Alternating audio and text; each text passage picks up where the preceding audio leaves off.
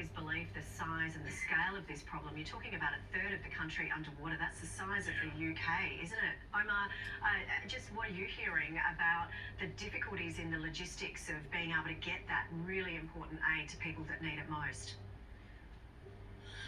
This time, you wanna?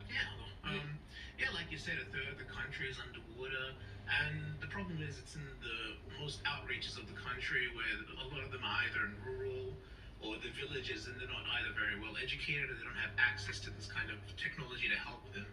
So it's really the people in trouble that are suffering the most. And so what have you been able to organise so far with the organisation that you have there? We are providing food and medicine. I have water, shutters, and clothes. As well as hygiene products. Hygiene products, and we're trying to shelter as many people as we can at the moment with the donations that we have. So we've got a lot of people on the ground that are in direct contact with our volunteers. So everything that we're trying to do is directly to the victims themselves. We're just trying to help them out. I understand that you've actually been able to collect something like 6 container loads of food and supplies, which is fantastic. But just once again, what's the difficulty that you're finding in terms of being able to get that to those people that need help?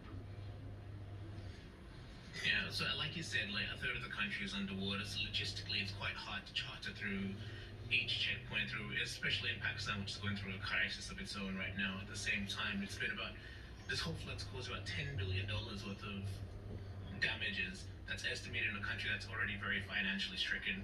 So logistically speaking, going through different checkpoints, through different people, even the government themselves, it's quite difficult to ensure that all these aids and products that we're trying to send gets to where they need to go. So people watching at home and seeing these horrible images of all of these people that are stranded and without homes, what can people do to help those in Pakistan?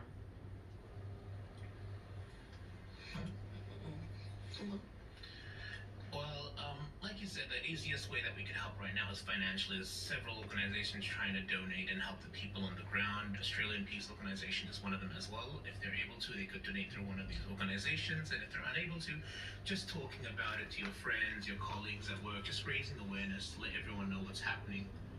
Yeah.